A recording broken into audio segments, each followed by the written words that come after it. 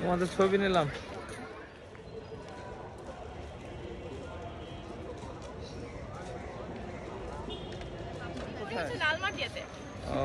এই যে পরিবর্তিত পরিস্থিতিতে কেমন লাগতেছে 21শে ফেব্রুয়ারি? জি আলহামদুলিল্লাহ, এখন হচ্ছে আমাদের মানে আগে যেরকম দেখা যেত অনেক ভিড় হতো, তারপর ওইভাবে করে বের হওয়া হতো না, এখন হচ্ছে দেখা যাচ্ছে অনেক ক্লিয়ার, আবার অনেক পরিষ্কার পরিচ্ছন্নতা, যেটা হচ্ছে আগে আমরা দেখি নাই। এখন হচ্ছে ভালো লাগছে যে এই পরিবেশটা খুবই সুন্দর। আর যেহেতু আমাদের এই যে বাংলাদেশের যে কালচারগুলো সেগুলো এখন মানে অনেক দিন পর বের হওয়া দেখলাম যে এখন ভালোই লাগছে।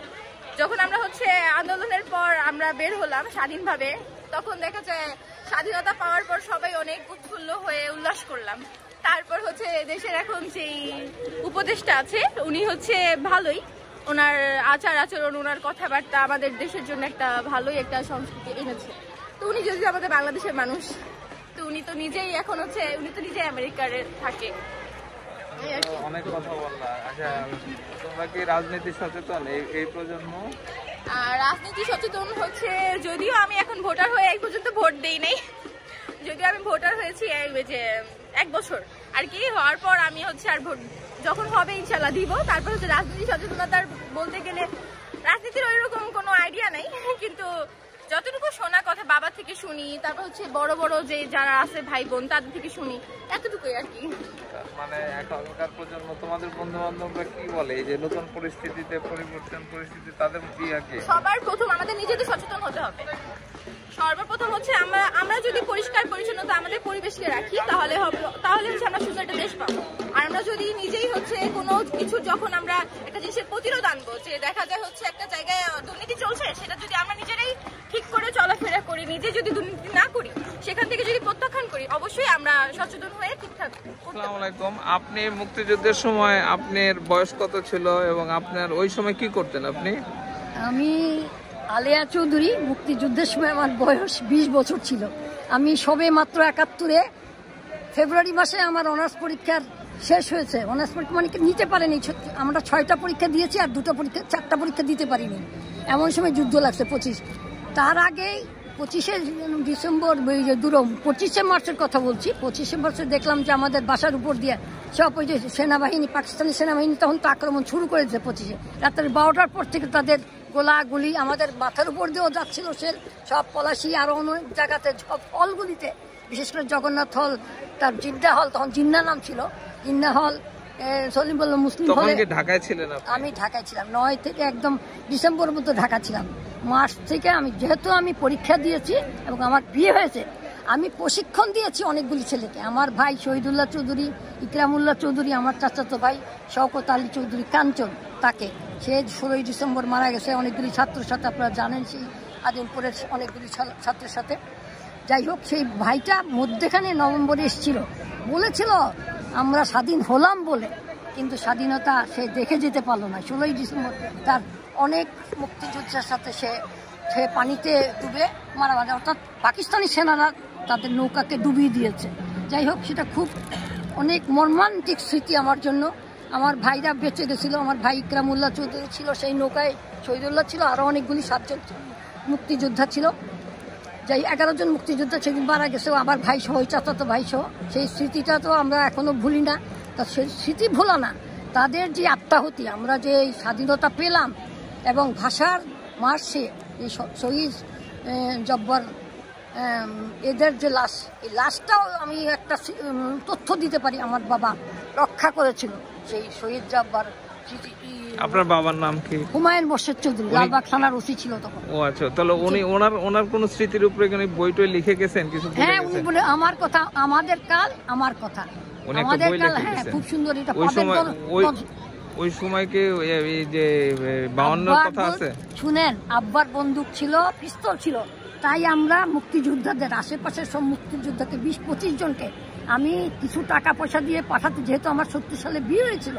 নাহলে তো আগের দিনের ছাত্রছাত্রীর কাছে 1 টাকাও থাকতো না, 5 টাকা তো দূরের কথা, 1 টাকাও থাকতো না। তা আমার স্বামী আমাকে 300 টাকা মাসিক সহারা দিত বলে সেই টাকাগুলো জমি আমি কয়েক হাজার টাকা করেছি। 20-25 জন মুক্তিযুদ্ধকে আমার বাবার বন্দুক দিয়ে, পিস্তল দিয়ে, নানাভাবে আমার আব্বার বুদ্ধি, আমার অর্থ সহায়তা, আমারও বুদ্ধি কাজে লাগিয়ে তাদের প্রশিক্ষণ দিয়েছি বাসায় এবং যুদ্ধে পাঠিয়েছি। সেই যুদ্ধের থেকে আমার ভাইরা ফিরে আসছে, কিন্তু আমার চাচাতো ভাই 16 ডিসেম্বর পানিতে পড়ে মানে পাকিস্তানি সেনা কোন জায়গাটায় মারা গেছে? বুড়িগঙ্গা নদীতে আর কি। বুড়িগঙ্গা নদীতে। আচ্ছা। 11 জনকে। ওনার নাম কি ছিল? শওকত আলী চৌধুরী কাঞ্চন। উনি কি করতেন? উনি রাষ্ট্রবিজ্ঞানে পড়াশোনা করতেন ঢাকায়। আচ্ছা, আরেকটা বিষয় হচ্ছে যে এই যে 25-এর যে 24-এর যে গণ আন্দোলনে, হ্যাঁ আমি চিটাঙ্গে ছিলাম। এই যে চেঞ্জ হলো, এতে আপনি আপনার মতামত কি? আপনি তো যুদ্ধের সাথে দেখলাম, দেখেন 24 একদিকে আসে আমাদের ভাষা পেয়েছি, আমরা 71 পেয়েছি, তারও ধারাবাহিকতা আমি বলবো। এই তরুণ আমার একটা তার উপরে কবিতা আছে, হে তারুণ্য তোমায় অভিবাদন, ওদের উৎসর্গ করে। মনে আছে? হ্যাঁ মনে। বলবেন? আমি একটু বলতে হবে আমার, কয়েক লাইন যদি বলতে দেন সুযোগ। এই তুমি এদিকে আসো, একটু ধরো, একটু ধরো না, একটু ধরো, একটু ধরো।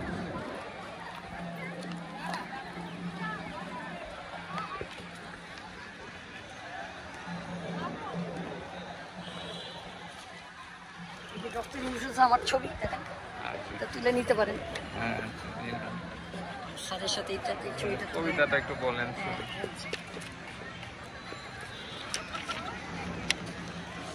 এই হে তারুণ্য তোমায় অভিবাদন, ব্রিটিশ তাড়ানো, পাকিস্তানি স্বৈরাচার খেদানো, অজয় অমর 71-এর মহিমা, সবুজ তারুণ্য তোমার, রক্তের সিঁড়িবে বুকের তাজা লাল গোলাপে, অপ্রতিরোধ্য তোমার যৌবনকে নির্বাসন দিয়ে এদেশের মহান স্বাধীনতাকে এনেছো বাংলাদেশ নামায়। তাই তোমায় জানাই লাল সালাম আর অভিনন্দন। ইংরেজ, ফরাসি, পর্তুগিজ, ডাচ, মারাঠি বা আরাকানি কে না ভয় পায় তোমাকে, তোমার দুর্বার তারুণ্যকে বারবার সবকিছু আহ্বান করো। তোমরা এলেই সুন্দর, সাম্য, সুস্থতা আসবে। এই তারুণ্যকে একটুখানি আমি যুদ্ধ করতাম না। আপনাকে পেয়ে আমরা খুব খুশি। ভাইয়ের জন্মে সারা পাড়াকে খাইয়েছিল আমার বড় বাবা জাফরুল্লাহ ভাইয়ের সাথে আপনার ছোটবেলার স্মৃতি সম্পর্কে একটু বলুন। জাফরুল্লাহ তো মানে অনেকদিন বিদেশে ছিল, তারপরে আমাদের সাথে 71-এর মধ্যখানে হঠাৎ করে একদিন আসছে ওই যুদ্ধের থেকে। ওই যে ভারতের বিশ্রামগঞ্জ থেকে বড় ভাই 480 বেডের হাসপাতালে নিয়ে গেল, লন্ডন থেকে তার পাসপোর্ট ছেড়ে ফেললো, সুন্দর দামি গাড়ি সব বিসর্জন দিয়ে যুদ্ধে জয় করল, যুদ্ধে আসলো। যুদ্ধে এসে দেখে যেখানে খাবার নাই, পানি নাই, অস্ত্র নাই, মুক্তিযোদ্ধাদের অবস্থা খারাপ, তিনাকে ওসমান গনি, কর্নেল ওসমানী আবার পাঠালেন বাইরে। এই যে জাফরুল্লাহ স্যার যে এত দূর কষ্ট করলেন অসুস্থ অবস্থায়, কিন্তু সফলতাটা দেখে যেতে পারলেন না, দুর্ভাগ্য আমাদের। ওনার কথা আমরা সবসময় স্মরণ করি। ওনার বোন হিসাবে আপনার প্রতিক্রিয়া কি? দুঃখ হয়। বড় ভাইকে আমরা অনেক দোয়া করছি, মসজিদ, মন্দির, মসজিদে আমাদের আত্মীয় সবাই বড় ভাইয়ের জন্য বলবো যে বড় ভাই আর 2টা বছর, বড় ভাই নিজেও বলেছিল আমি 2টা বছর বাঁচলে আমি গণতন্ত্র দেখেছিলাম, দেশের দ্বিতীয় স্বাধীনতা দিয়েছেন। সবাইকে বলতো, যাকেই পেত, বিএনপি বলেন, গণ অধিকার পরিষদ বলেন, নুরুকে বললো, বাবলুকে বললেন, জাহেদকে, ডাক্তার জাহেদকে, যে ব্যক্তিগত চিকিৎসক খালেদা জিয়া, সবসময় বলতো যে আপনারা নামেন, এই দেশকে যদি ভালোবাসেন, এই দেশের জন্য যদি গণতন্ত্র চান, আপনাকে জীবন দিতে হবে। আরও 500-600 মানুষ জীবন দিলে, রাস্তায় নামলে, ছাত্র, জনতা, অভিভাবক সবাই যদি রাস্তায় নামেন, এই দেশ অবশ্যই গণতন্ত্রের হাতে আসবে। গণতন্ত্র আমাদের দেশে ফিরিয়ে আনতে পারবে এই দেশের ছাত্র জনতা। সেই জন্য আমাদেরকে কষ্ট করতে হবে, রাস্তায় নামতে হবে, জীবন দিতে হবে। এটা আমার বড় ভাই আজকে 22 সাল থেকে 100 বার শুনছি বড় ভাইয়ের মুখে। সবাই যাকে দেখতো তাকেই বলতো। আর আমাদের বলছেন কষ্ট করো, পরিশ্রম করো, এই দেশকে যদি ছাত্র জনতাকে ভালো, সাধারণ জনগণকে ভালো, তোমাকে সাধারণ জীবনযাপন করতে হবে। এই চেয়ারে বসে, গাড়িতে চড়ে তুমি স্বাধীনতায় নিতে পারবে না, তোমাকে রাস্তায় নামতে হবে। বড় ভাইয়ের এই বাণী যে এইভাবে সত্য হবে, বড় ভাই যে দেখবে না সেটা কোনদিন কল্পনা করিনি। যাই হোক, বড় ভাই অনেকটুকু দেখে গেছে, যেটুকুই দেখে গেছে। এমনকি 23 সালে হাসিনাকে যে হুইল চেয়ারে বলে আসলো যে আপনি সব দলকে ডাকেন, গণতন্ত্র আসেন, একটা সুস্থ নির্বাচন দেন।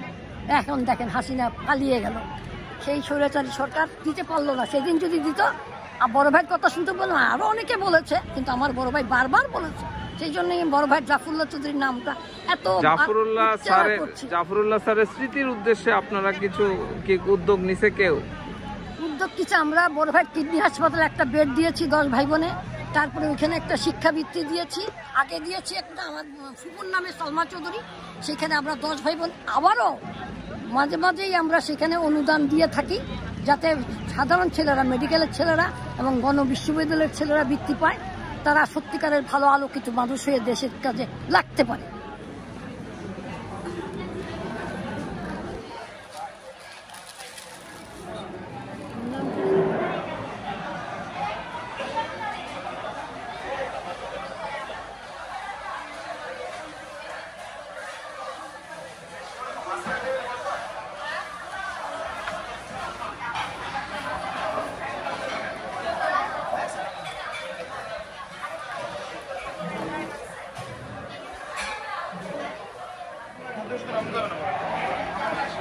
সে কত ফল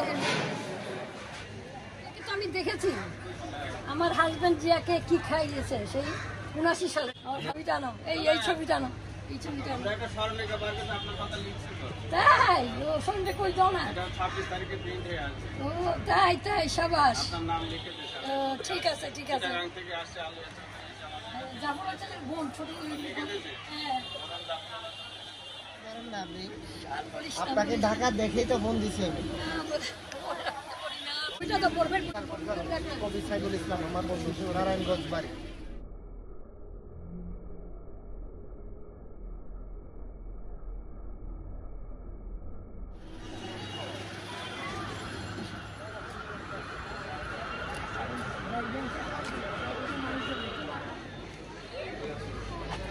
যদি তুমি ভয় পাও তবে তুমি শেষ, যদি তুমি রুখে দাঁড়াও তুমি বাংলাদেশ।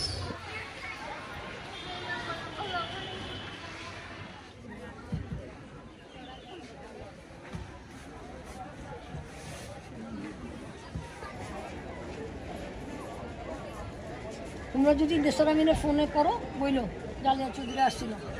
হ্যাঁ আমার মেয়ে আমরা করবো না, ভাষাকে দেখতে সম্মান দিতে আজকে মাদের মার মাথা চাইবা, মাকে একটা চা খাওয়াইবা, আচ্ছা এটা দায়িত্ব দিয়ে দিলাম।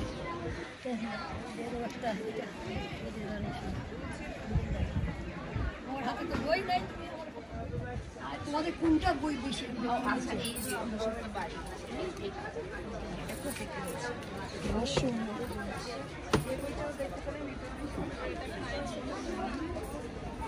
এটা হচ্ছে একটা মেয়ের সম্পূর্ণ জীবন কাহিনী।